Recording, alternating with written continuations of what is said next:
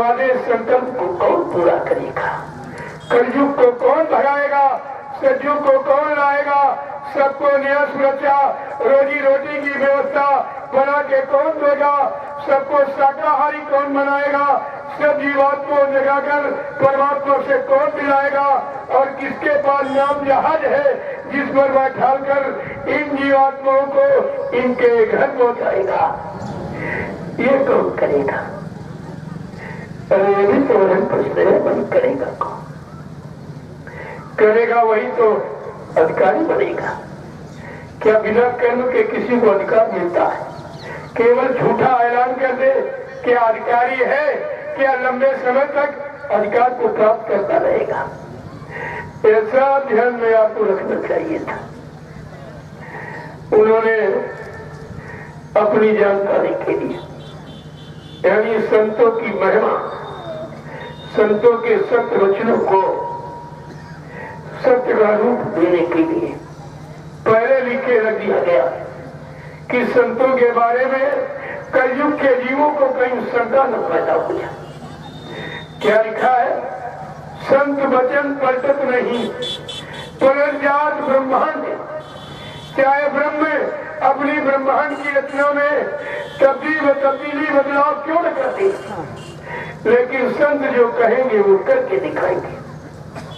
संतों की जबान दस्तावेज होती है, जिसको आप कहते हो यूनिवर्सल ट्रुथ, अकाट सत्य कोई नहीं काट सकता।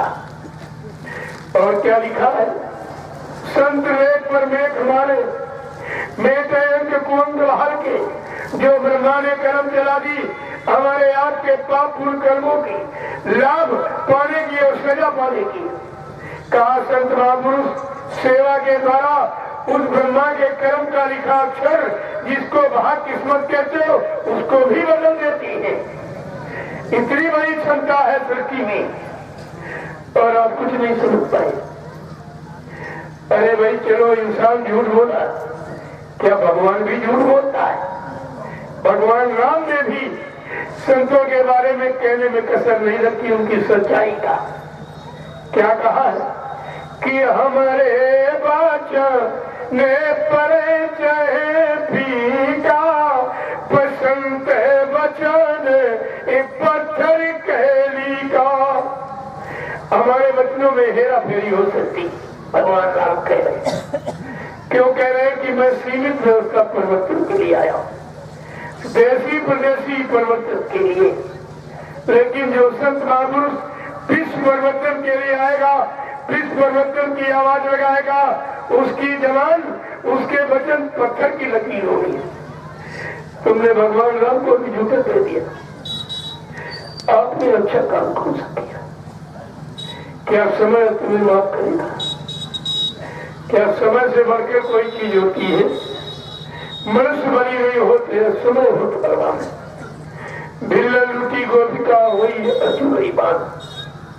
किसने पूछा कि अर्जुन तो बहुत बड़ा बहादुर बनता है, आप तेरी बहादुरी कहाँ करी गई? तू भी मौजूद, तेरे कंधे पर गांधी धनुष भी मौजूद, करकट में बाल भी मौजूद। देखिए ये कोलभिल कोटकाओं के लूटे ले रहे, तेरी शक्ति कहाँ चली गई? तो अर्जुन कह रहा महाराज सब कुछ है लेकिन समय नहीं है, समय नहीं है। वो समय था जब मेरी बहादुरी का था, आज समय नहीं। प्रेमियों, मनुष्य अहंकार में कुछ दिनों के लिए कुछ भी कहने लगे, परामर्श करने लगे, लेकिन समय सबका निर्णय करता है। समय जजमेंट देने वाला होता है, परिणाम घोषित करने वाला होता है। तो ये समय है और आगे जो समय आ रहा उसकी भी बात आपको बताई जा रही।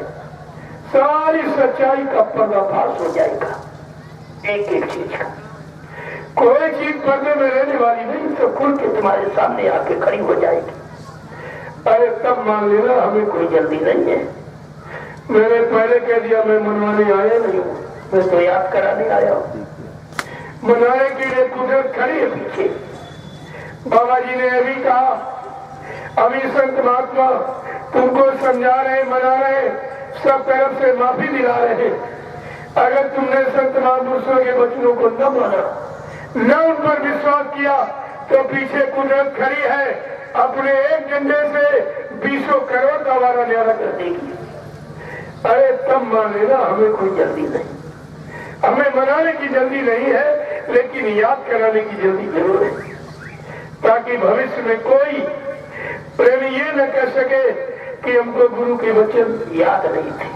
बस मेरा इतना ही काम है, बाकी मैंने पहले के लिए आपको आपसे कुछ नहीं चाहिए, क्योंकि मेरा कोई खर्चा नहीं। मैं आपके यहाँ समय के पहले आ गया है, और जब से आया हूं तब से कोई नाश्ता नहीं किया, किसी तरह का कोई फल फ्रूट मेवा मीठा में नहीं खाता। न मेरे लिए कभी लाना, ये मेरा भोजन नहीं है। मैं उबला हुआ पानी पीता हूँ और 24 घंटे में एक सूखी रोटी। मेरा भोजन गरीब से गरीब आदमी नहीं करेगा। उबली हुई दाल, उबली हुई सब्जी, ये रूखा सूखा संतमती भोजन। जब एक रोटी चाहिए 24 घंटे में, प्रेमी हर गरीब के घर में नहीं जाए। हम तुम्हारा रुपया पैसा धन दौलत सामान देके क्या करेंगे? क्या इससे कोई काम हो जाएगा? क्या रुपए पैसे में परिवर्तन हो जाएगा? परिवर्तन रुपए पैसे धन दौलत से नहीं होता, परिवर्तन सेवादारों से और भजनानंदियों से और चरित्रवानों से, सच्चे ईमानदार दोनों से होता है। ये परिवर्तन की निशानी है और आपको समय से याद रखनी चाहिए थी। अगर ये सब तुम्हारे पास गुरु के वचन होते तो तुमको कौन गुरु से हटा सकता था? ये खुद तुम्हें समझना चाहिए। तो एक एक चीज देखिए किस तरह से, और कहा कि संत दरद जीव पातक करे। कितनी बड़ी बात कि संतों के दर्शन मात्र से पापों का क्षय हो जाता। क्या यहाँ कोई संत लिखकर अपना दर्शन देकर तुम्हारे एक पाप को हटा सकता? अरे ये परीक्षा करने का समय है। अगर कोई कहता लिखता है अपने आगे संत परम सर, तो हर एक प्रयोग करो कि देखे ये असली है कि नकली है, कि वो संत दरस जिन पातक नहीं।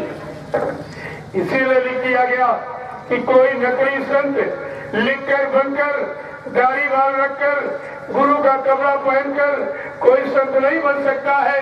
तुम फौरन उसकी परीक्षा करना, कहना कि हमको दर्शन देकर मेरे पापों को खत्म कर दीजिए, मान लिया जाएगा, क्योंकि संत का प्रभाव है, तभी तो संत कहा जाएगा।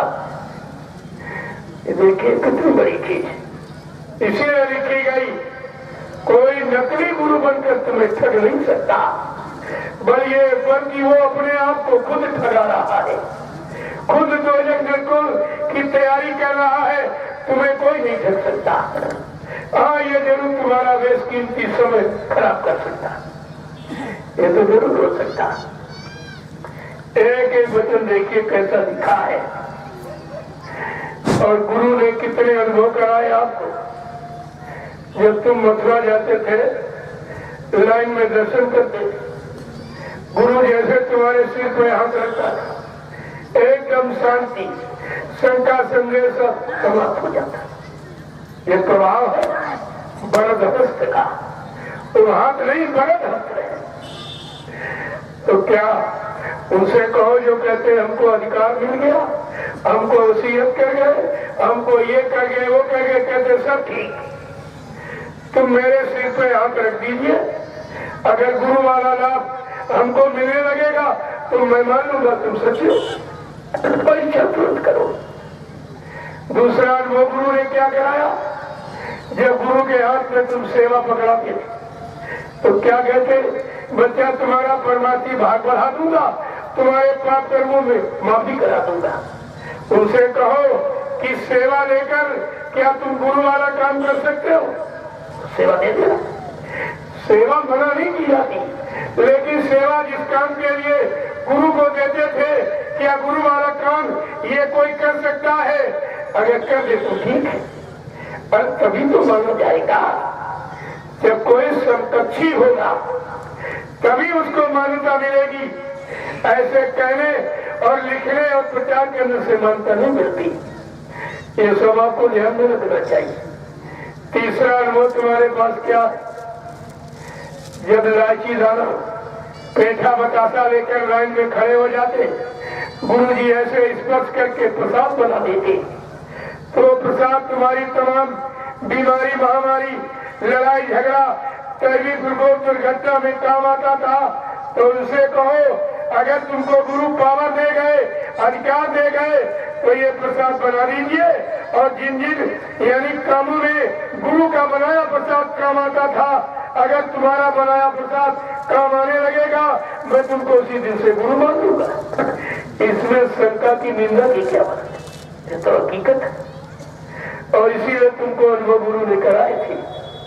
पहले भी बाबा जी ने कहा, आगे भविष्य में एक ऐसा समय आ रहा, बच्चा तमाम लोग अपने नाम के आगे कोई संत लिखेगा, सदगुरु लिखेगा, परमसंत लिखेगा, भगवान लिखेगा, सरकार लिखेगा। लेकिन तुम बड़ी होशियारी के साथ रहना।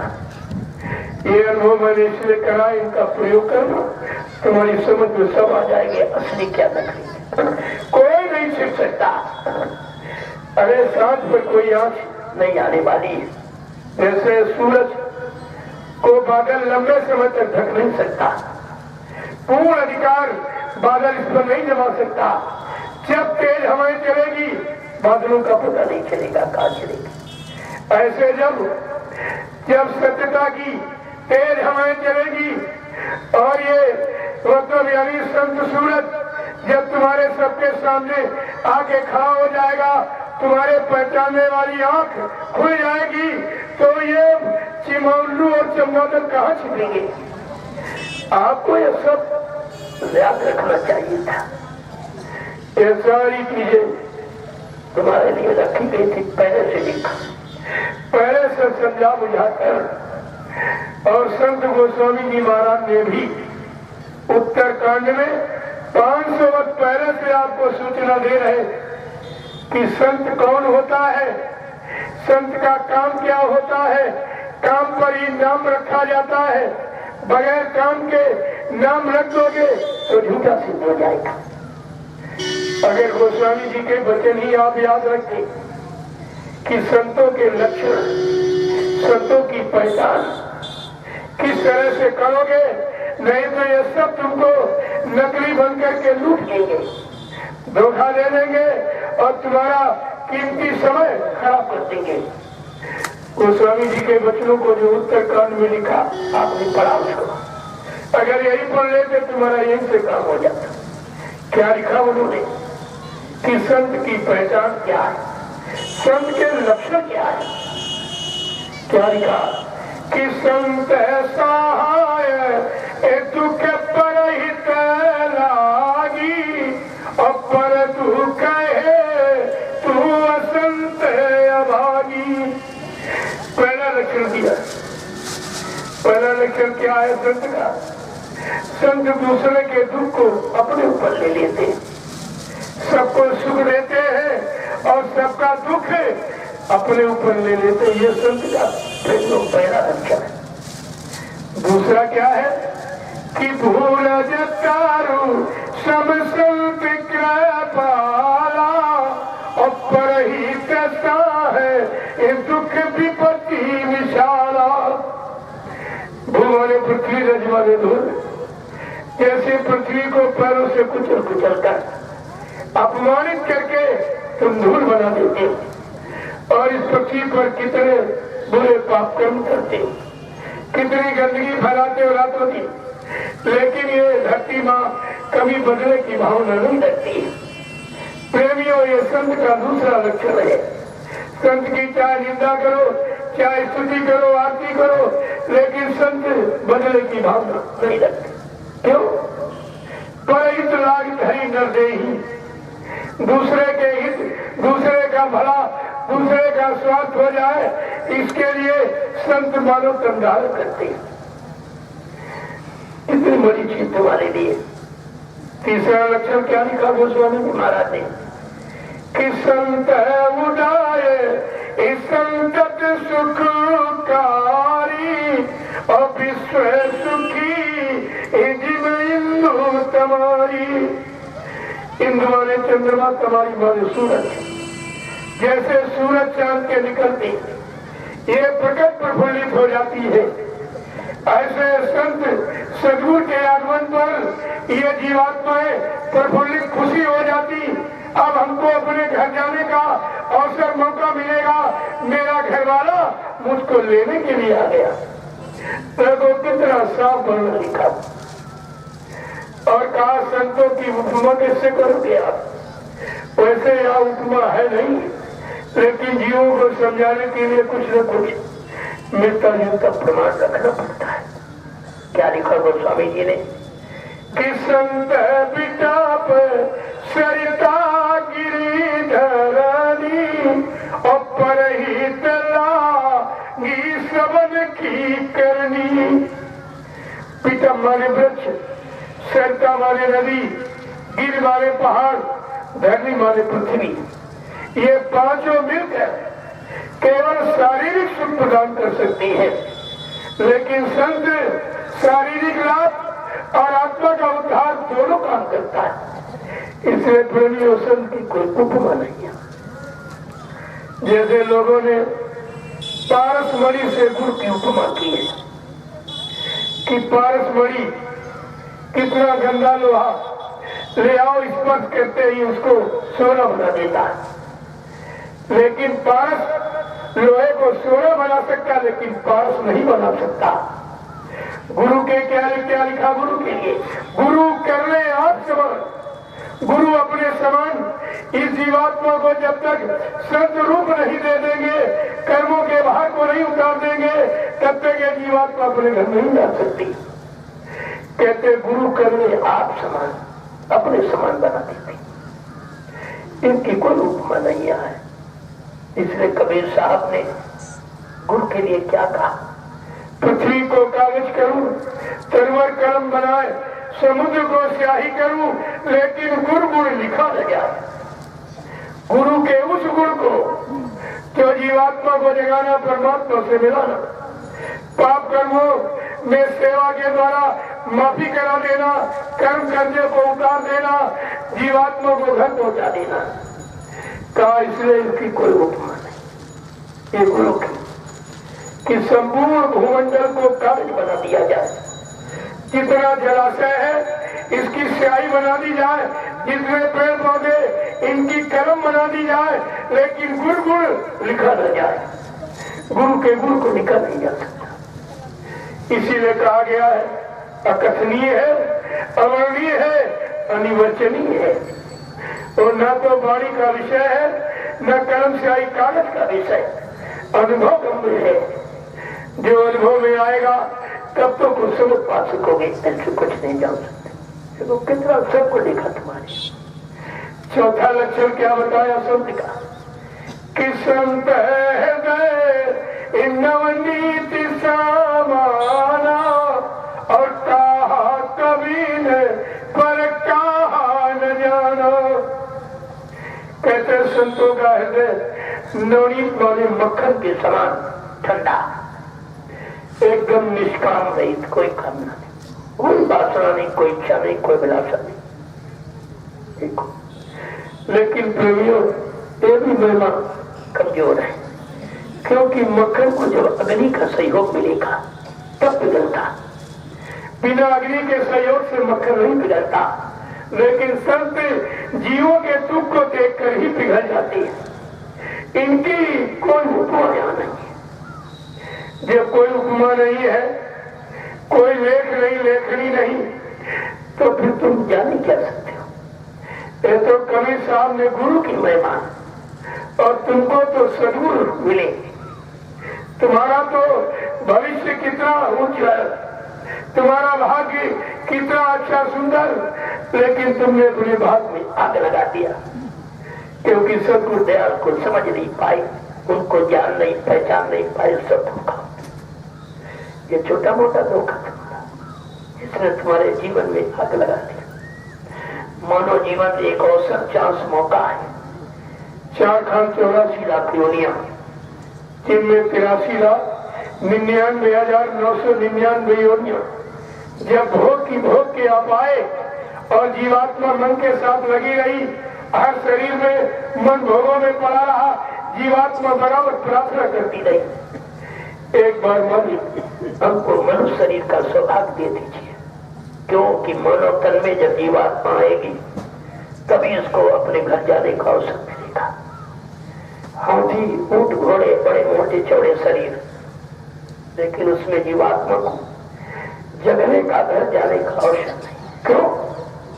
इनमें जितने भी शरीर है, कोई एक तत्व का, कोई 2 तत्व का, कोई 3 तत्व का, कोई 4 तत्व का, लेकिन मानो मंदिर पंचभौतिक शरीर, चित जल पावक गगन शरीरा, पंच तत्व या रचित शरीरा, 5 मसालों को मिलाकर जल, पृथ्वी, अग्नि, वायु, आकाश, इन मसालों को मिलाकर विचित्र कारीगरी से परमात्मा ने अपने हाथ से इस मनुष्य मंदिर को तैयार किया और अपनी चेतन जीवात्मा मूर्ति इसी मंदिर में बैठा दी।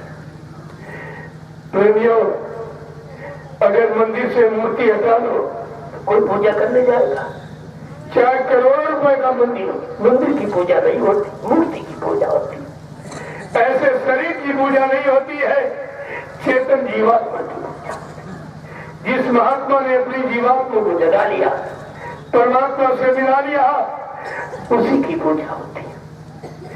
पूजा शरीर की नहीं है, पूजा है चेतन जीवात्मा की। और आपको ये सब ध्यान में रखना चाहिए था, लेकिन तुम्हारे पास तो कुछ चीज ऐसी है नहीं, तुम सिवा भूल भ्रम के अलावा कुछ रख ही नहीं पाए हो, और ये सब लिख करके तुम्हारे सामने